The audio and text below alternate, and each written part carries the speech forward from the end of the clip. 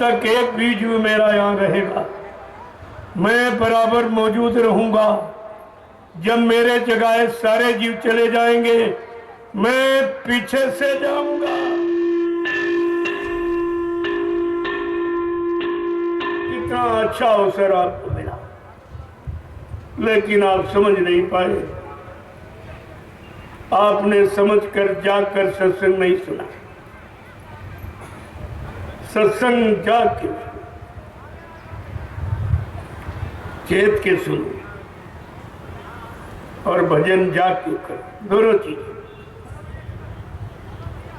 सत्संग चेत कर सुनो और भजन जाके करो, सो के नहीं। और तुम सो जाते हो तभी भजन तुम्हारा होता नहीं, फिर तुम गुरु को दोषी ठहराते हो। तो भाई कमी तो तुम्हारी है।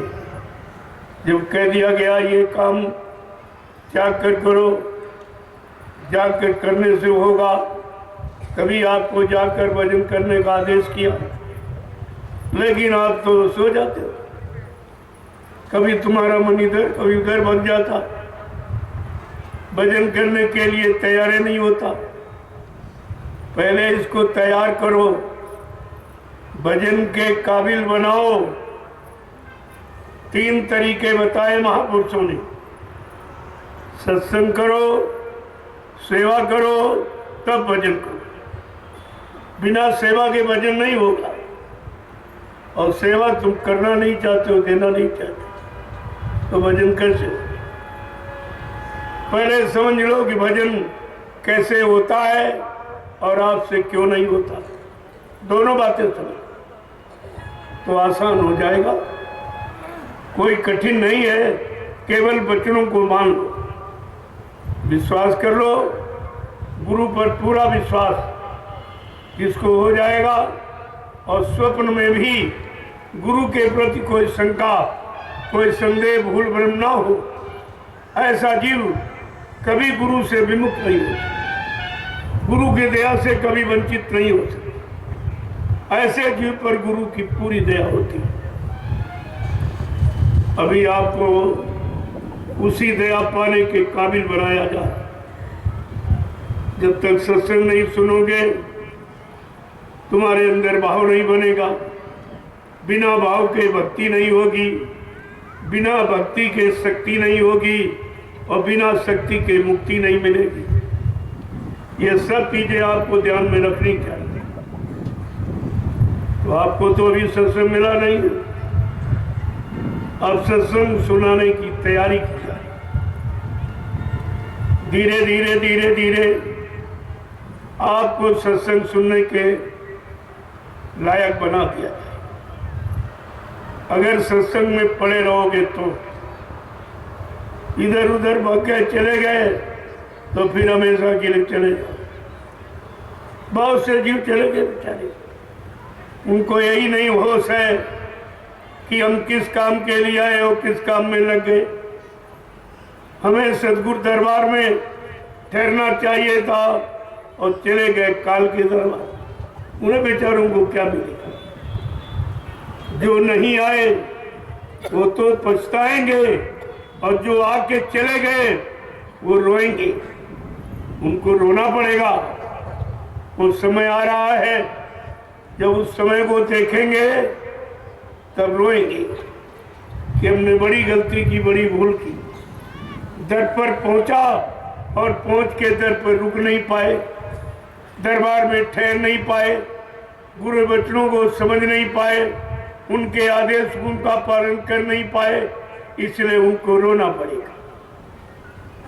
अभी तो आपको ये मौका फिर से दिया जा रहा, तो जो भूल चूक हो गई है उसको फिर से ठीक करो। जो बच्चों को भूल गए हो मैं आपको फिर से याद करा रहा हूं। लेकिन कलयुग में सीधा सत्संग, क्योंकि कलयुग का जीव बहुत कमजोर है, शक्तिहीन, बलहीन है। लिया जाए ऐसे कमजोर जीवों के लिए ये संत महापुरुषों की दया, जिन्होंने सीधा रास्ता जीवात्मा को परमात्मा से मिलने का सीधा रास्ता खोल दिया। उसमें कोई भेदभाव, कोई पर्दा नहीं रखा, सीधा रास्ता। यही उनकी जीवों के प्रति दया है, और इसी दया को बेचारा जीव समझ नहीं पाया। जरे छोड़ छोड़ के बाद गए, उनको नहीं मालूम किसका परिणाम कितना खराब होगा,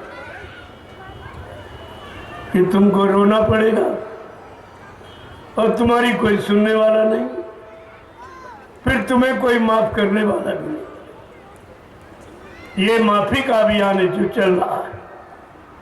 अभी आपको माफी मिल सकती, माफ किया जा सकता, लेकिन अगर ये समय निकल गया फिर आपको धरती मंडल पर कोई माफ नहीं कर सकता, क्योंकि किसी को अधिकार नहीं माफ करने का।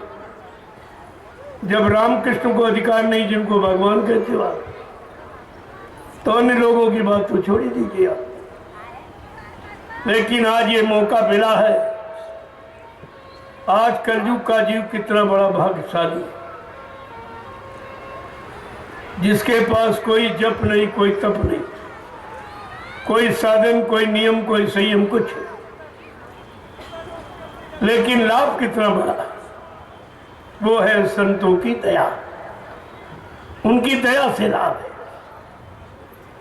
उनको तो लाभ पाने का कोई तरीका नहीं है, कोई भक्ति नहीं है, लेकिन लाभ देने वाला महान है, और देने आया देके जाएगा, अपने जीव को लेके जाएगा। कहा कि एक भी जीव,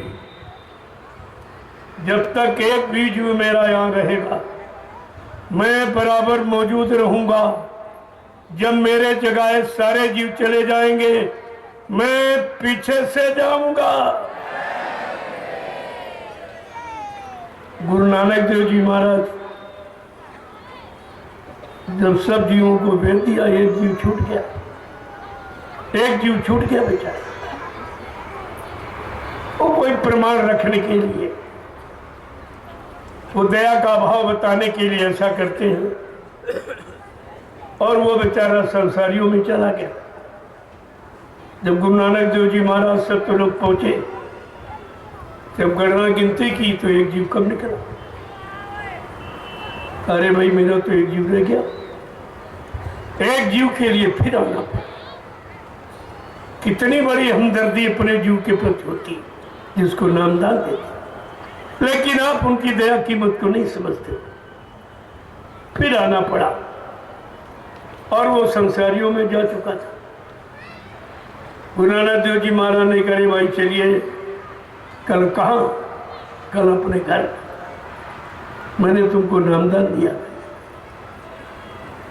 कहा ठीक कहते हो, नामदान दिया, लेकिन अब तो हमारे ये सब साथी हो गए, अगर इनको ले चलो तो मैं चलूंगा। देखिए महानता कि अपने जीव को छोड़ते नहीं, अपने जीव के कारण कितने और जीव चले गए। ये संतों की दया की महिमा है। जिसको लेने आए उसको लेके, वो अपनी ताकत बल शक्ति से थोड़ी जाएगा, वो अपने नाम बल से लेगा। उनके पास नाम की शक्ति है। नाम की शक्ति में बहुत तक बड़ी धार है, इतनी पैनी धार है, सारे झगड़े झंझटों को, बाधाओं को काट देती है और जीव को घर पहुंचा देती। इसलिए कहा कलयुग का जीव कितना बड़ा भाग्यशाली। तब कहा था, अरे तुम केवल पड़े रहो, दरबार में पड़े रहना, कभी न कभी मालिक की तुम्हारे पर दया हो जाए। लेकिन तुम ऐसे दुर्भाग्यशाली की पड़े भी नहीं रहे, सब भाग खड़े, सब भाग खड़े। और अब भी कोई इधर भग रहा, कोई इधर, कोई इधर। इन बेचारों को ये भी नहीं मालूम है कि वहां क्या है। जहां तुम जा रहे हो वहां कोई पार करने वाला है। तो ऐसे जीवों को भी हजारों बार जन्म लेना, इसलिए उनकी समझ में इतनी जल्दी नहीं आए। जिन्होंने अपना समय खराब किया है उनको देखो कितने जन्म लेने पड़े, कितना समय लग जाए बार बार आने में। ये समय अगर निकल गया फिर दोबारा आपको समय नहीं मिलेगा। ये संत रोज रोज नहीं आते। जब सतयुग त्रेता द्वापर में नहीं आए, कितने बड़े बड़े युग थे, और आए तो कलयुग में आए, गंदे खराब युग में आए। क्यों? जिनका कोई सहारा नहीं होता उनका सहारा बन जाते, जिनका कोई अपना नहीं है उनको अब अपना बनकर, अपनापन दिखाकर उनका काम करते थे। यही उनकी महिमा है, यही उनकी हमदर्दी है। लेकिन हम उनकी महिमा हमदर्दी को जानते नहीं, समझते नहीं है, सत्संग सुनते नहीं। न सत्संग चेत कर सुनते हैं, न भजन जाग के करते, दोनों चीजें नहीं करते। इसलिए हमारी तो आपसे एक ही प्रार्थना है कि आप शाकाहारी हो जाओ, जिसमें कोई खर्चा नहीं, और भजन करने को लोग, इसमें भी कोई खर्चा नहीं, बिल्कुल मुफ्त है ये, कोई खर्चा नहीं, धन दौलत की कोई जरूरत नहीं, सामान की। ऐसा रास्ता संतों ने कलयुग के गंदे कमजोर जीवों के निकाल के रखा। कोई खर्चा नहीं करना आपको, केवल आत्मा से परमात्मा का भजन। आत्मा आपके पास है, मनुष्य मंदिर आपके पास है। न मंदिर बनाना है, न मूर्ति खरीदना, और जीवात्मा किसी सामान का प्रयोग करती नहीं, तो आपको सामान भी नहीं लाना। कितनी सरल साधना, सरल युक्ति परमात्मा से मिलने की, जो किसी युग में किसी ने नहीं देखी। आज कलयुग के जीवों पर दया हो गई और उनको नसीब हो, और फिर भी बेचारे नहीं ले पाए, फिर भी छोड़ के भाग गए। तो ऐसे जीवों को क्या मानेंगे आप? बदनसीब। ऐसे जीवों को बदनसीब कहते हैं। उनके नसीब में ये सरल युक्ति है ही नहीं, परमात्मा की प्राप्ति है ही नहीं। तो आप लोग केवल दो कर, एक तो शाकाहारी हो जाओ, दूसरा भजन करने में